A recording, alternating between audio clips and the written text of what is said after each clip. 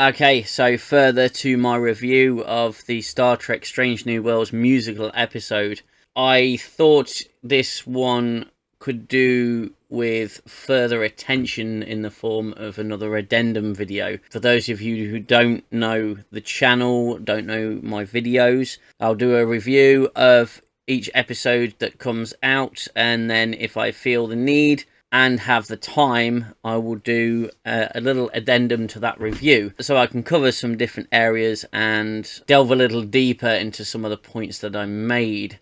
So look, I went into my review very honest. I said I don't like musicals. This is not my cup of tea. I don't like the style or structure. I'm not massively musically minded, to be fair. I have my musical tastes, but it's not something I delved into. I was always much more on the visual side of media rather than the musical side. I have a good friend who's a tremendous musician, and he's very, very, very passionate about music. He was good enough to let me use one of his yet unreleased songs as an outro for my channel, which was very, very good of him. Yeah, I've never been massively musically minded in that sense, so I couldn't go into this episode and critique the music. I could just tell you that some of the little things that I picked up on about the quality of the audio that I was hearing. It almost seemed to me as if they were trying to fit far too much dialogue into a single line in a verse, and that line would spill over to another section of the verse, and it just felt off to me. There's probably something ridiculous that I'm just picking up on here. The quality of the songs was quite shocking. The cast performances were, I felt, kind of flat and dry. There was very little passion for what they were doing. A lot of them just seemed to be there getting a paycheck because they'd been told they've got to do a musical. I don't think a lot of them actually wanted to do this episode. I am in complete agreement that the original series was campy as hell.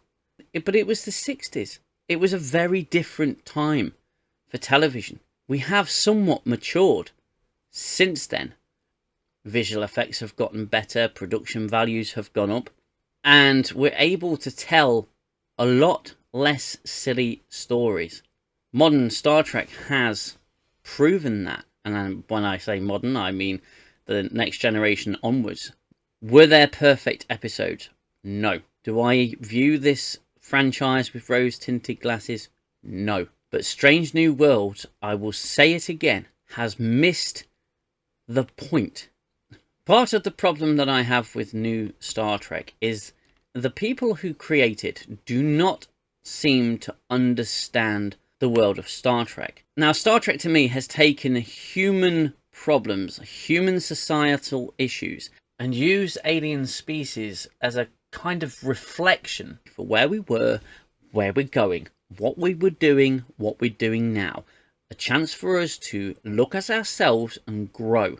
However, they created these alien species, each having their own set of values, their own societal rules, their own culture. This is missing from all new Star Trek. It is all about how humans deal with the problems, because humans have devolved now in Star Trek. NuTrek seems to put human traits and human personalities onto alien characters. The example I'm going to give you is the single most painful part of this entire episode that I very nearly died inside watching, and that was the Klingons. The Klingon musical section of this show, the Klingon little musical number.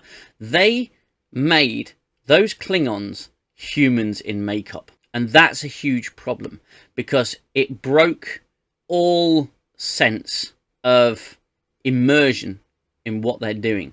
And they do this with every alien species that they come across. They give them human sentimentalities, human personalities. It doesn't work. Now, the Klingons, certainly in the later series, in the 90s, became this rich, vibrant warrior culture of their own. They had music of their own. We all remember Klingon opera. It was referenced in Voyager that the Klingons have a version of heavy metal But if you focus on Klingon opera, would it not have been more impressive and more respectful to have those Klingons on that bridge burst into operatic song, which would reflect more accurately that the writers of this show know who they're writing? They don't know who they're writing with the Klingons. They use the Klingons as a tool. The universe of Star Trek is rich, vibrant, and it's huge. Each species has had attention given to creating the worlds and cultures of the Federation, the main character of Star Trek. Now, I said that Strange New Worlds missed the point, and it's a point I keep making. I said it missed the point because it has. All NuTrek has missed the point of Star Trek. It's reflecting on us as a race of beings through other species. These species have their own hurdles to overcome. But the whole point of Star Trek is we had overcome those hurdles. Were we perfect all the time? No. These Klingons on this bridge singing in this episode, they're not Klingons. The writers don't know how to write Klingon. It's the same as the writers don't know how to write Vulcan. All of the alien species have human characteristics, and it's a crying shame that they can't seem to understand that. I have seen a lot of groups on different social media platforms all praising the hell out of this episode and what it did. And I'll agree on one thing. They tried something different. But if you think about it, 2 episodes previous, they tried something different as well. It seems to me that Star Trek Strange New Worlds was not as well received as they thought it was. So they just went in balls deep with the 2nd season.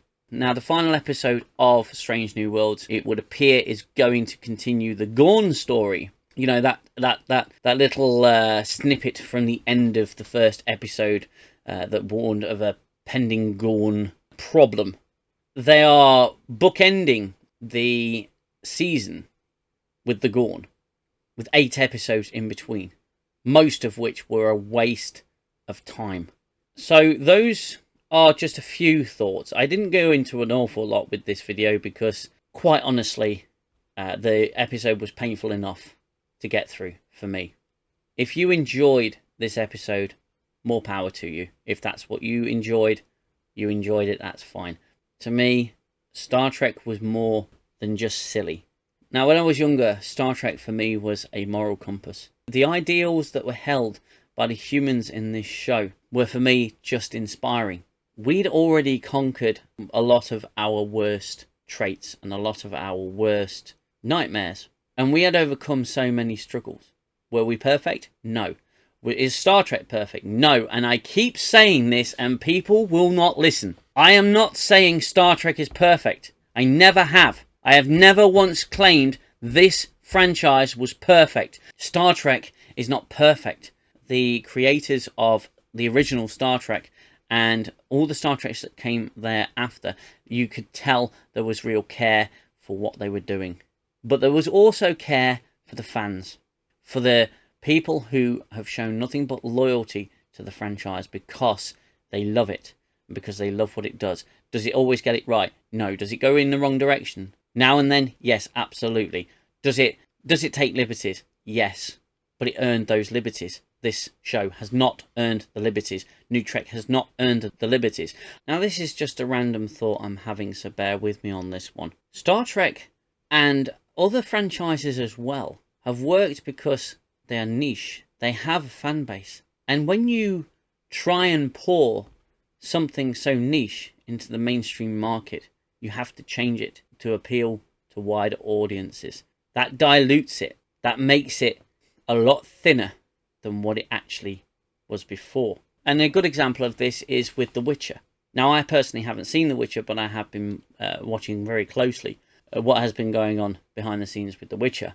And when the creators and the writers and the guys behind The Witcher TV show have said, essentially, they needed to change it to make it more palatable for a much wider audience. There's the problem on what you're trying to do. You are taking something, you are diluting it for a wider audience. so more people watch it. But in doing so, you're polluting the very essence of what made it great in the first place. Star Trek has done this.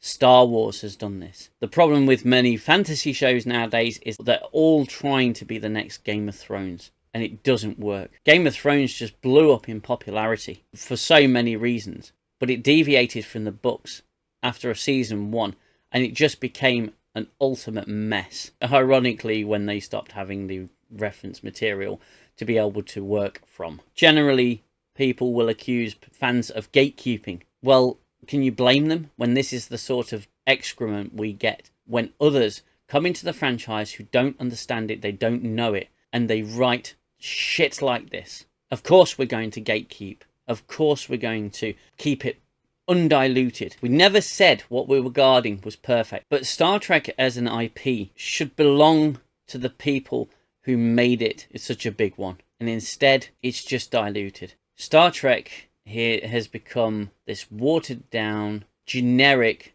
if you can even call it science fiction at this point, franchise. There's very little science in modern Trek. There's more magic, and that's not a science fiction show. This episode was a prime example of everything that was wrong with NuTrek. Quite frankly, I'm surprised I managed to sit through it. Feel free to leave a comment below, and I will see you for the final episode.